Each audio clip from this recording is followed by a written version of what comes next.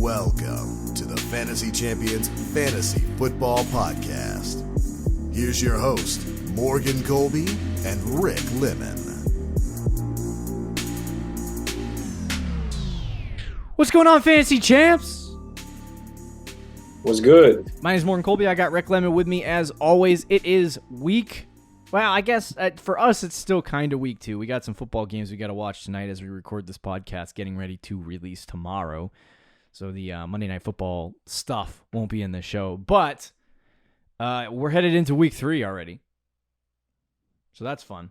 Man, that's kind of crazy, isn't we it? We dominated all of you for 20-plus years with the Patriots. And now the Patriots are just terrible. Yeah, we're welcoming back to the loser club. I feel your pain. I think a lot of really crappy franchises are saying, no, you don't. That's true, but the Patriots were really bad in the 90s. Well, not really. Yeah, bad. were you watching the Pats in the 90s? Not for a second. I just know the year before I was born and the year after I was born, the Patriots had a combined just like 2 wins. Exactly. My parents always say, you don't know the torture that we went through. And I'm like, no, I don't, because all I've done since I was 8 years old is experience wins. Exactly. What is it? But one we might experience that torture now. 1 NBA championship, 1 Stanley Cup championship, 4 World Series, and 6 Super Bowl championships later. Yep. It's a lot of winning. We're all losers except the Celtics. The one thing I can't win is a home league championship, so that's... You know, it's crushing. Yeah. It's crushing when you go to a family party and your mother-in-law says, don't you lose every year? And I'm like, no, I don't lose. It depends on what you call losing. In the home 10 league, wins every year. 8 to 10 wins every year. They get to the playoffs and you lose. I choke it away. You lose. Yeah. Anyway. I'm still holding like 4 points. What was it? 4 or 6 points? I can't remember. You know what I'm going to go for? What's that? I'm going to miss the playoffs this year. I'm going to win like 5 games, 6 games. I'm going to try to still be the highest scorer in the league. Just for fun. There should be. Yeah. I heard this on a podcast a couple weeks ago for fantasy football, and they said, should we add a spot for the team that scores the most fantasy points? Because every year there's always a team that doesn't make the playoffs but is one of the highest scoring teams in the league because they get shafted on who they play on a week-to-week basis. So, as of right now, there'd actually be 2 of us in our league because I think the highest scorer in the league is 0-2, and it's not me. That's a massive fail. That's actually, it makes me laugh. But it makes you think, though, maybe the 6th spot, instead of going to the highest record getter, it goes to the highest score. That'd be... Or you add a 7th spot and have it be that guy. The wild card. Yeah, dude. But anyway, welcome into the pod. As usual, we're going to do our booms and busts, break down what happened this week, and then get into some waiver wire ads. So we'll go through quickly the weekly recap stuff and the booms and busts. But before we do that, check our website, fantasychampions.com. Follow us on Twitter, Instagram, Facebook, TikTok. If you're listening on Apple Podcasts, Spotify, Stitcher, and any other podcasting platforms, please leave a review, share this pod with your friends. If you're watching on YouTube, subscribe, click the bell for notifications, like, and comment down below any questions you may have for us. Rick, overarching view of the week. We were at a wedding, so try your best. Yeah, I didn't really get to watch actually a lot of NFL football this week. Probably the least I'm going to watch all season. But there's a lot of bounce backs for some players and teams that have bad first weeks. Yeah. But there's also some guys that, week 1 you don't panic at all. Week 2 you shouldn't panic, but if it's starting to panic in on that some direction, guys. yeah, for real. Justin Fields. We'll definitely get to some of those guys too, because I have some questions on the bust section of the podcast. But I was going to say, one thing that I noted this week was the amount of high point. Like, listen to this at the quarterback position, just the quarterback position. A lot of fantasy point scoring this week. Top to bottom in 4-point touchdown leagues. Kirk Cousins, 28. and I'm not going to tell you who. I'm sorry, Daniel Jones 31, Kirk Cousins 28. I'm just going to keep going down the list. So the third guy, Russell Wilson, 26, 26, 25, 23, 23, 23, 22, 22, 22, 22, 21, 20, 21, 19, 18, 17, 16, 16, 16. So, like, we're going down into the QB 20s at this point. A good week for quarterbacks. Yeah, very good week for quarterbacks. Same thing happened at the running back position. A lot of really good performances. A little less so. Like I think the running back like 15 had 12. But if you look at the wide receiver position, it's the same trend because they're throwing the ball in that direction. A lot of really good performances at that position, and the tight end position too was a hot tamale. I think the worst performance on the week. You go all the way down 7, 8, 9, 10, 11, 12, 13, 14, 15 guys at the tight end position scored 10 or more points in PPR. Oh, that's for tight end. That's bad. Yeah, so but it is interesting to see that. And we haven't got to Monday night, by the way. There's still 4 teams that have to play. But it's interesting to see all these quarterbacks play well and like have big fantasy weeks. Mm-hmm. But nobody this week, the highest scoring player in PPR was 32 points, which last week there was like 3 or 4 players that had 32 plus. I think. So there was no monster week from anybody. Yeah. So, but that was my interesting viewpoint on the week. A lot of guys having decent fantasy weeks. So I would imagine there's a lot of 100-point scores in your leagues, 100, 130, 140-point scores. Yeah. But let's talk about some booms and busts this week. We'll start with the quarterback position. From top to bottom, the top 3 guys this week that boomed, Daniel Jones, 31.7, so he came back. I was out on Daniel. After watching week 1, I was so far my start of the week at quarterback. Not a bad, that was a good decision. And I actually didn't disagree with that. I was like, that's probably a good start. But I dropped him because I was like, this guy sucks. Now I sprint back to the waiver wire, I guess. Yeah. I mean, he was playing the Cardinals. Yeah, that's fair. Who's he playing this week? The 49ers on Thursday night. Never mind. Turn around. He's going to be our annual 1 week. He's our start of the week. The next week, he's our start of the week. After I saw the 31 points, I was like, this guy is, he's going to be that. He's going to be like a high-end streaming option. Yep. But here's my problem. Here's my problem this week. Points. I'll talk to you later about this on Wednesday when we're recording starts and sits and stuff like that. But I need a quarterback this week.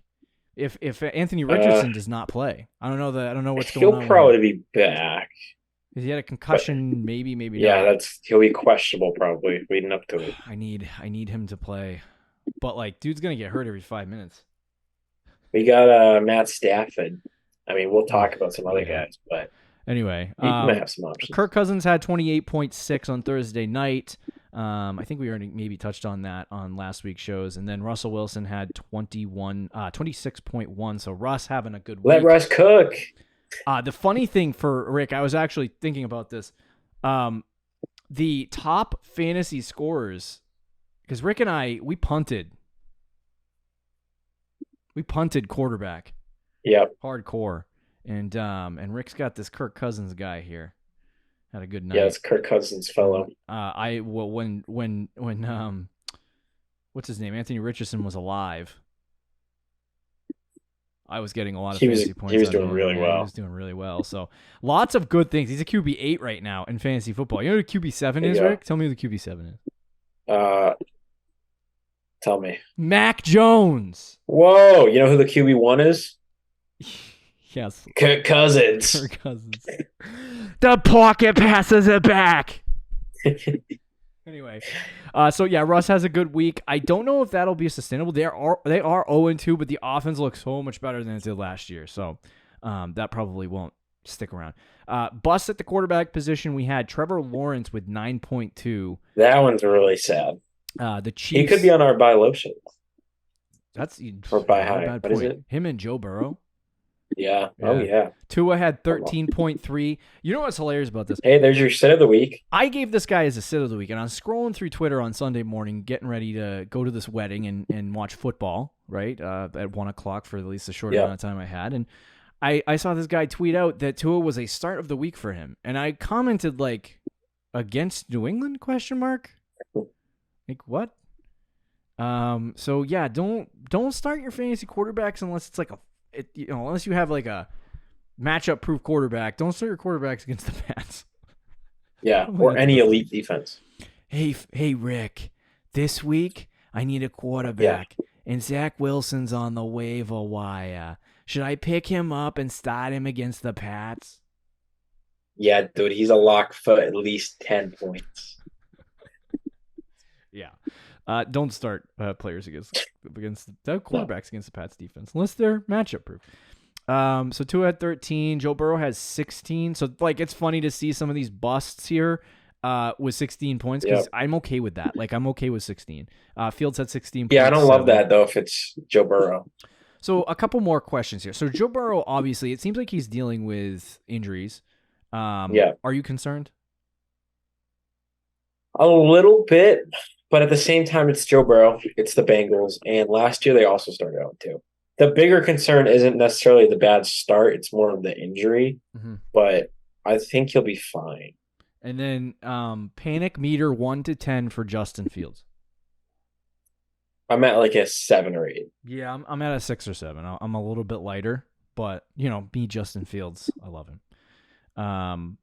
Rushing, like the fact that he had a bad game and he had 16 points is Justin Fields. So yeah, I mean he didn't have any. He only had 4 rushing attempts for 3 yards and a rushing touchdown. But for real, I only put 4 quarterbacks on here because Burrow and Fields were so close together that it was like. I will say, did you see his pick 6 at the end of the game? Justin Fields? Yeah. No, I didn't. Was it bad? I didn't watch any of the game really, but I just saw this clip on Twitter. Well, because it was a clip on Twitter. Yeah. It was 17-20 late in the fourth quarter, so they had a chance to go down and tie the game, but they were like backed up in the red zone, in their own red zone, and he took the snap and like 3 guys on the Buccaneers had like a free rush on him, mm-hmm. And after the game. The Bucs linebacker, I forget his name, said the Bears ran this play 3 plays in a row. We knew it was coming. It's like, are you serious?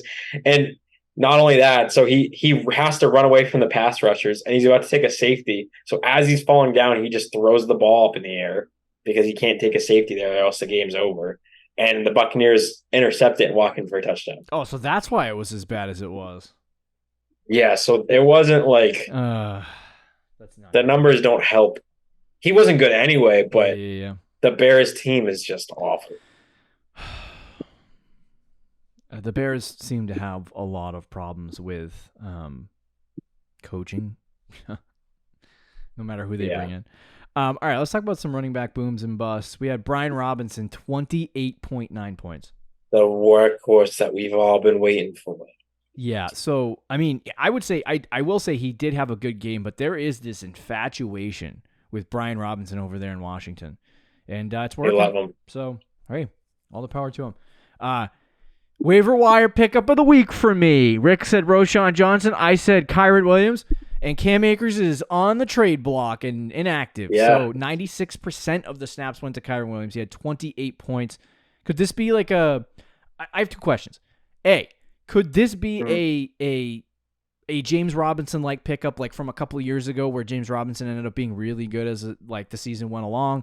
And I think he was like, top 12, top 15 at the running back position, and he was a waiver wire pickup. And B, my other question is, should I just be starting this guy on a week-to-week basis? You might, especially with Akers gone out of the picture, which, by the way, side note, Akers is available. Yeah, good luck getting a 6th-round pick for him. Blows. Kyron Williams, he's not like efficient.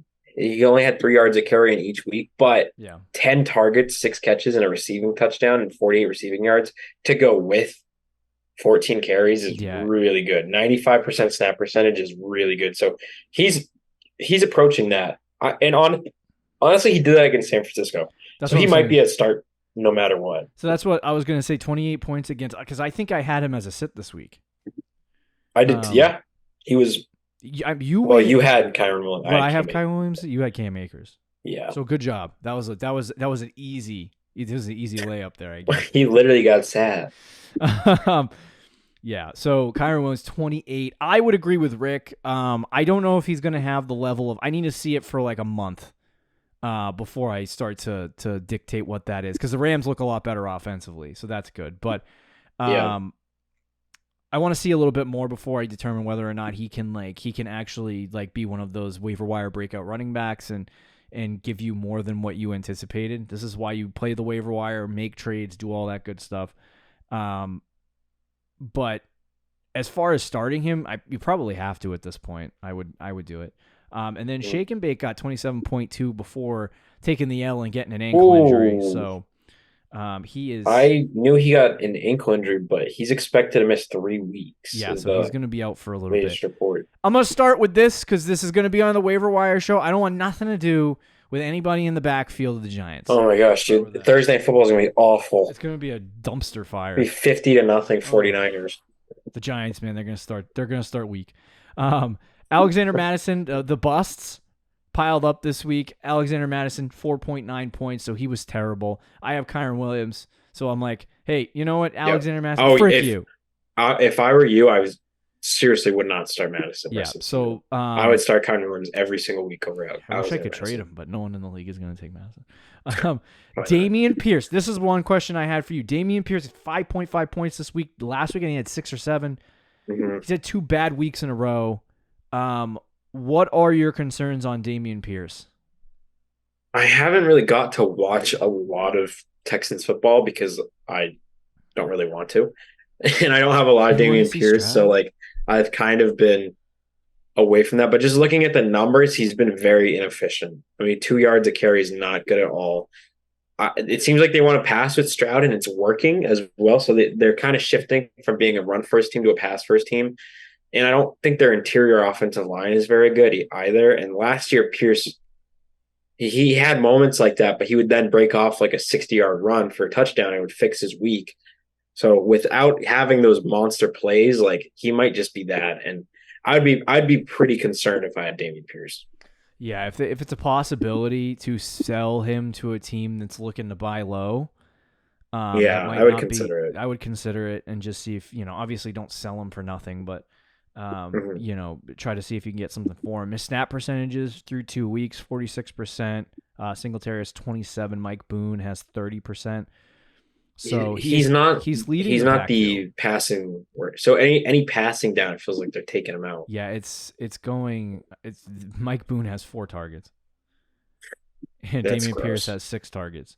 So they've only targeted the running back position, I think, 11 times. Yeah, that's gross. But yeah, so you would think that CJ Stroud would target the running back position, but he's not. All right.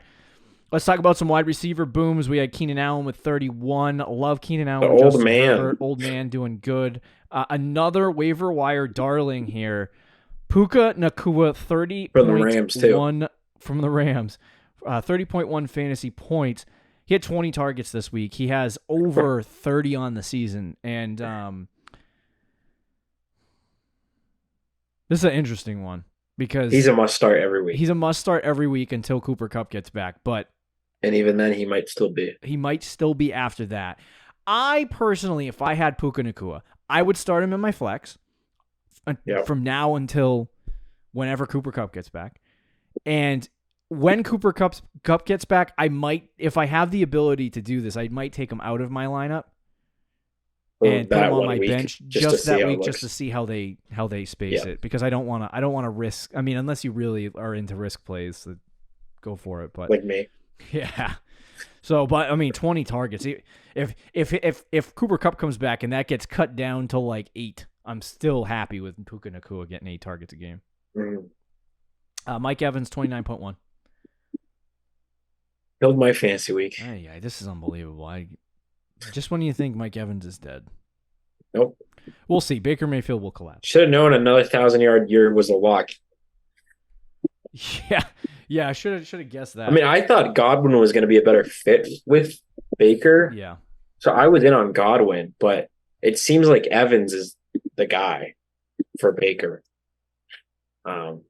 which I wasn't fully expecting, but I probably should have, I guess. Yeah.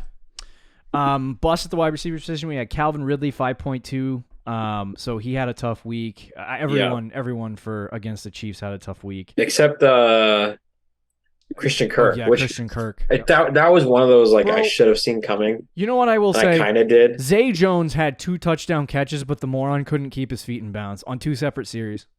Did he? Yep. I didn't watch the game, so. Oh my gosh, 6 targets, 0 catches for Zay Jones. Yeah, so he But had Christian 2 Kirk touchdown catches. Had 1 point in week 1, and then going into week 2, like pregame, they were saying like, "Oh, the Jaguars." Times? What is it? They targeted him 13 times, right? 14 targets. Unbelievable. So going into week 2, I was like, okay, well, they're gonna try to get him involved, and then pregame for the game. Like 5 minutes before kickoff, and they're just talking about it. Yeah. But like, and expect Christian Kirk to have a big game. They plan to use him heavy today after not using him in week 1. I was like, should have known. Yep. 14 targets. Jerry Jeudy had 5.5 points this week. My start of the week at wide receiver. Yeah, he collapsed. So, I'm not gonna sound the alarm because he did have a good end to the season last year. Not gonna sound the alarm until he's like fully back and they feel comfortable getting. And that was his first game back. It might have been an injury. It might have been like T. Higgins week 1, right, where he got 8 targets, 0 catches. But it's not like he only had 5 targets, so it's not like he. This is Jerry Judy's all cardio game. Get out there, run some routes there, Jerry. Oh boy. AJ Brown, 6.9 points. So we might have hit on that last week. We recorded our show after our third and fourth show after the Thursday Night Football game. But he has a tough week. He actually had a touchdown catch, like a 50-yard touchdown catch that was called back on a holding. So I'm not concerned about AJ Brown, but I would the guys I would be, and I'm not concerned about Calvin Ridley, but Jerry Jeudy I would be a little bit concerned. Yeah, I would be. I mean, I am too a little bit, but again, it is his first game back. So if he does that again next week, then it's like okay. Sound the alarm. Tight end booms. T.J. Hawkinson 25.6. So far, by far and away right now, Hawk with his massive volume is he's a tight end 1. Yeah, for now. PPR darling, bro. For now. Getting 8 targets a game. Hunter Henry right now, I think it's a tight end 2 on the season. He has 17.2. So he's been consistently there. I said this last week on the show where you should pick him up. I don't know if I'm going to have to reference him again because I hope you guys picked him up already.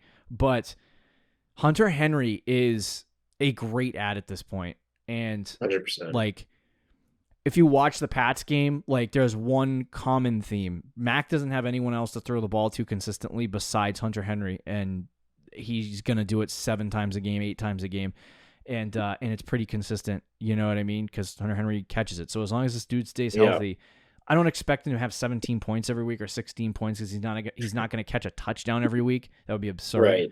But like he can fall in right around 10 points a week. And when he catches a touchdown, he's in the 17 to 20 range. I like that. Yeah, agreed. Mark Andrews had 15.5, so there you go, Rick, your 4th round pick. Yeah. And then he better be getting 15 points a week. 15 to 16 points. For real. And then Odell's out. Odell had an ankle injury, so saddle up Zay Flowers and Mark Andrews. Yes, sir. Tight end bust. George Kittle had 6. He's kind of had a little bit of a tough start to the season. Yeah. Dalton Schultz had 7.4, so not horrible, but is what it is. The tight end position was so good this week; it's unbelievable. And then Dallas Goedert was 8.2. So there's one guy who's not on this list though. Who was it? Kyle Pitts. Oh, I forgot. 3 points. Frick! So you can move everyone down. Dallas Goedert not a bust anymore. 3-point Kyle Pitts. I mean, Kyle Pitts and bust are in the same sentence, dude. He had all the time. I don't know. Was it earlier when I was talking about Ritter in that same game, the one this week, obviously, but I didn't get to watch a lot of football this week, as I mentioned earlier, but in that game, he had Pitts open in the end zone and he just overthrew him. And I was like, of course. Oh my God, dude. Of course. Yeah. Freaking unbelievable. That's what he does. Would have had touchdown, but yep. So, anyway, very interesting week for fantasy football. Hopefully you are getting a win this week. Or if you lost, we'll help you bounce back this week. Get you some trades. There's still time to rebuild. Always be proactive. That's my tip of the day. Because a lot of people go, "Oh, my team's fine," then wait till week 5 and then they're 0-4 or 1-4, and then they're like, "Oh, I don't know, what do I do now?" Well, you waited too long, bud. You're screwed. All right. So let's talk about some waiver wire guys this week. Who you looking at quarterback, Rick? There's a couple guys here. You're gonna hate me. Oh God. I don't think Sam Howell is that bad. He has the rushing. Okay. I don't know how many points he got in a 4-point touchdown league. I should probably double check that. Yeah. I know in our league he had 23, but in a 4-point he probably had 21. 21. So not bad. And that was against Denver. I mean, he made some really good throws in that game. I'm not saying that he should be a weekly guy that you start. Yeah. But he's someone that you should keep your eye on as a streaming option. Buffalo and Philly next 2 games are kind of tough, but then he has Chicago, Atlanta, New York Giants. Mm-hmm. So he's got some easy games there. So somebody that if you want to add and stash, I don't think is a bad idea right now. A guy that I would take a look at is and no, Mac Jones is not a pickup for me yet. Not yet. He only had 14 points. That's the this key. Week. So I did say he was QB7 on the season, but it's been 2 weeks. Cool your jets.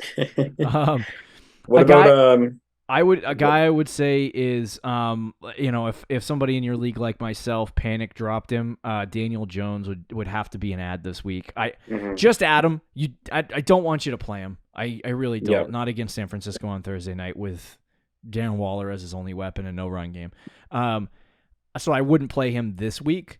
But I'd rather have him on my team ready to go in case, something happens or you need a quarterback in the next couple weeks.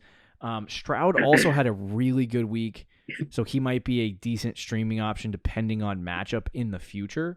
But, yeah, so I don't – like right now the quarterback position is still kind of in flux a little bit.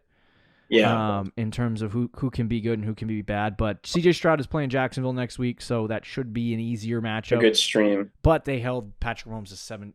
Patrick Mahomes had 23 fantasy points, but they only scored 17 total points in the game. So one guy who we didn't mention really quick that could probably be number one on this list, probably should be. I'd probably put him higher than Sam Howell if he's available, and that's Jordan Love.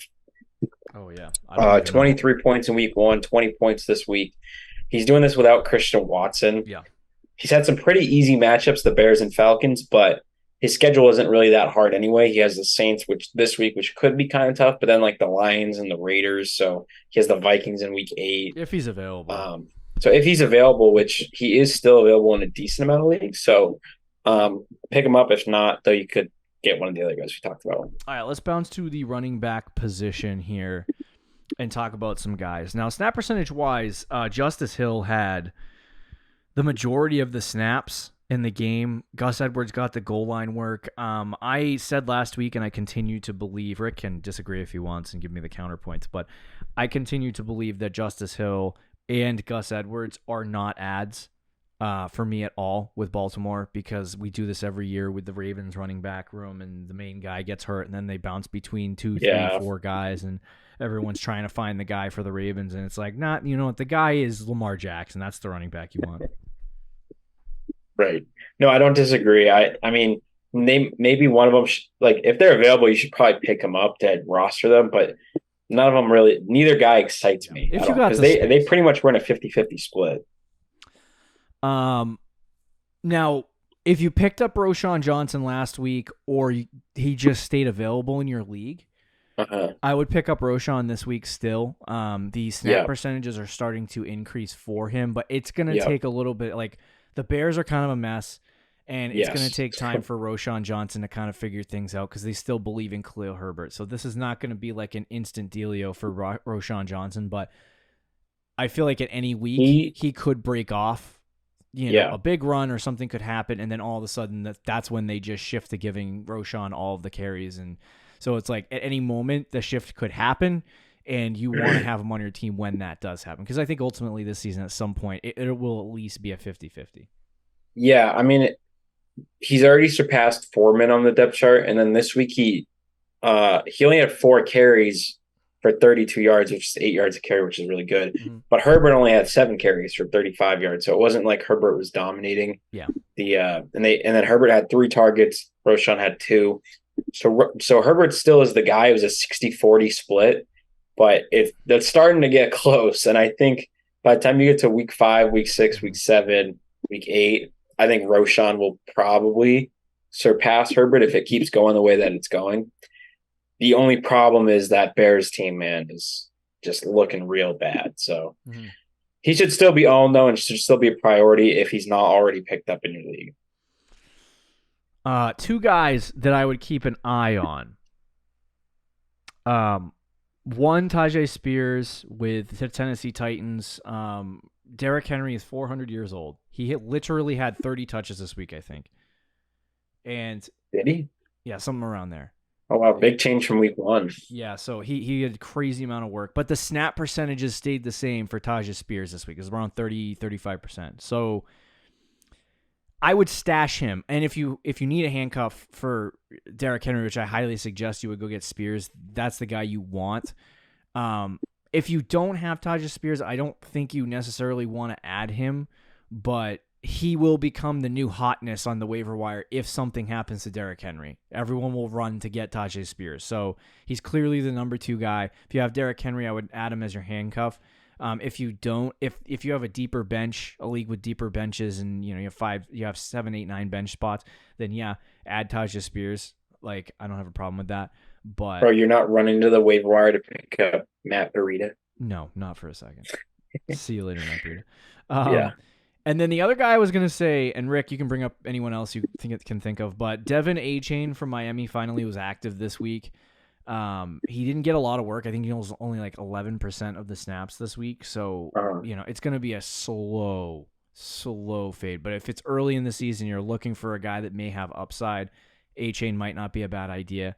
Especially, like, Mostert had a ton of work the other night, and he's, like, old as crap. So, at any point, I think something can happen, and Achane will get on the field, and those zone runs are just absolutely absurdly good for Miami. So, yeah. If Montgomery misses this week, would you consider picking up Craig Reynolds? No, because I feel like most of the work is going to go to Gibbs, right? See, because when Montgomery went down in the game, Reynolds ended up getting not a lot of work, but he got 3 carries and a target as well. There could be something there, but like how? So I don't think they want to give Gibbs too much work. So. It was expected to be more serious, but it seems like he's mostly fine. But he's considered day to day, so he might miss this week. Yeah, if he misses one game this week, I would say no. And the reason why is, do you expect it to start Craig Reynolds this week?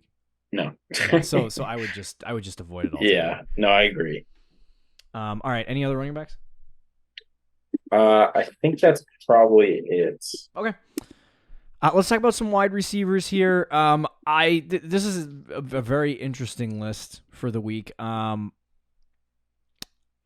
There's a couple of guys that are really intriguing to me. One guy that I did take a look at, I think he only got like 60-65% of the snaps, but he did have 8 targets in the game, was Jaden Reed for Green Bay. Christian Watson is out. So yeah. There's like he's going to be a lot of people's number 1 waiver wire pickup. But the issue with Jaden Reed is like he had a really great week this week. I think he had 20 fantasy points, something like that. 19.7 fantasy points this week. So like he's going to be one of the hottest ads of the week. And there's upside there. But if Christian Watson comes back, I don't see like I would say, I don't know if you disagree with this, but I feel like all 8 of those targets are just going to go to Christian Watson. Maybe not all 8, but yeah. Like a majority of his work. So yeah. So I would be in that. Like Dobbs is kind of, his role is kind of like decreasing a little bit. So Jaden Reed is becoming the number 2. So I think there's upside there. Yeah, but even then I don't know if that's true because the Falcons have AJ Terrell, who's one of the most underrated corners in the league. Mm-hmm. And he was matched up on Dobbs all day. And Dobbs is an okay receiver, but he's not good enough to beat Terrell to win that matchup. So it opened things up for Reed, who is on like the second, third corners. Mm-hmm. I think if Watson comes back and Dobbs is matched up on second corners, like I think Dobbs is still probably the number 2 over Reed. So I'm not really that high on Reed, honestly, this week. Okay. Sky Moore, 4 catches on 5 targets, or was it 4 catches? 3 catches on 4 targets. 3 catches on 4 targets. There you go. Did catch a touchdown in the game, so he had an okay week. He's owned in a lot of leagues right now, so I don't know if it's even possible to get him. But if he's available, I'd just add him out of speculation because the Chiefs don't have a wide receiver 1, and hopefully at some point in the next 4 or 5 weeks that it just like flips. Yeah. There's a couple guys for me, and it's not the top guys. I think Robert Woods he's an old man, so it's like it's not super exciting, but he's the starting slot guy in that Over Texans offense right now. 9 targets? Robert Woods also had 9 targets. He had 10 the week before. Tank Dell too. I mean, if you want to, the problem is both guys. Like, I'd probably rather Tank Dell because his ceiling is higher, but they both had really good weeks, and could be options going forward. Woods, I only say because you can get him for free. Tank Dell might already be owned, or people might go crazy. So if you miss out on Tank Dell, but him too, Tank Dell, Robert Woods. I think we pre-recorded, so I don't know how good he did, but Shaheed is interesting because he had a really good week 1. And do you think Michael Thomas lasts more than like week 6? No. So Michael Thomas goes out. Raheem Shaheed probably going to get a lot of targets with the Saints. So he's one I could see being a nice little stash as well. So I would say that I like the Texans receivers. It seems like they're letting CJ Stroud air it out, which is rare for a rookie, but it's a good thing for the receivers. And then keep your eye on Raheem Shaheed. And I think he's a pretty good pickup. All right, so I was going to say too, so some guys you didn't really say that I'm kind of surprised you didn't. Marvin Mims only got 24% of the snaps, so that's why I didn't say it. Okay, that is concerning. He had 2 catches, 113 yards. So keep an eye. He's someone who I think as the season goes on will get more work, but as of right now, he's like the 4th wide receiver. Sean Payton is making him earn to be the wide receiver 3. Meanwhile, he has 113 yards. He's clearly the 3rd best receiver, maybe even better than Sutton. Who knows? But he just doesn't. He's burying him right now. It's like Demario Douglas for the Patriots. Now, if you missed out on Puka last week, a good bargain basement buy here would be Tutu Atwell. Atwell had he didn't have like a huge game this week at 15 points, but he did end up with 9 targets and a 94% snap percentage, so he's been getting a lot of work. I figured though, if you listened to our show last week, you would have already picked up Tutu. Yeah, for sure. So like just a reminder ad. There you go. So any other wide receivers? No. Okay, let's quickly talk about the tight end position, which is absolute garbage. I'm going to say Hunter Henry as an ad, obviously. But outside of that, like Zach Ertz did have a good week this week, but how much do we want old men tight ends? And I know Rick not really, but he is getting old. As long as Dobbs is the quarterback, he likes his old man tight ends. So, and Ertz was good last year before he got hurt. Dobbs kind of looks like, no offense to Dobbs, but he kind of looks like somebody like. Did you ever watch Star Wars Clone Wars? And you have the what do they call those things on that planet? I know where you're going. Dothamir, the zombies. That's what he looks like. Yeah. Yeah, you're not wrong. He kind of scares me a little bit. Look into his eyes, and you know you're gonna lose. Do you have any tight ends? Not really. I mean, maybe Jake Ferguson if he's available. I don't love it, but he had 7 targets in week 1, and then this week he had a touchdown. So like, he's gonna be one of those gross streaming tight ends. But you know who was pleasantly surprising me? Who's that? Sam Laporta. Yeah, you were out on him. I was out on him because I don't like rookie tight ends, but he's getting an okay target share. He's what they wanted. Hawkinson's too much money to just target 6 times a game. Yeah, true. So, that's a good point. Sam Laporta, nice and cheap. You can target him 5-6 times a game. You're good. Yeah. You don't like Juwan Johnson? We don't get to watch Monday Night Football, but yeah, unless he gets like 20 points tonight, I'm good. Okay. Yeah, there was no one at the tight end position. I was actually earlier today looking at Cade Otton and his numbers because he did have 6 targets, 6 catches for 41 yards in this game. There you go. And he's getting a lot of he's out there for almost all the offensive snaps, 97% the last 2 weeks. So he's a guy that you could keep an eye on over the next couple weeks if the role starts to expand for him. Mm-hmm. How long has he been in the league, by the way? 3 years? 2 years? This is the second year. This is the second year. So yeah, just keep an eye on that. Yeah, keep an eye on him because he might be okay. But I think the number one ad is probably Henry. Yeah, if he's available, yeah. Okay. All right. Any more thoughts on these waiver wire ads? I think that's it. Okay. There you go. Recap of week 2. Lots of information thrown in your friggin' face. And we got waiver wire ads. Go pick up those players. Improve your team. We got some more stuff coming at you this week, including a Thursday night preview coming down tomorrow. Please check out that episode because no one watches it for whatever reason. And we'll see you later, guys. See ya. Thank you for listening to the Fantasy Champions Podcast. Make sure you subscribe on iTunes and YouTube and follow us on Twitter @TheFFChamps.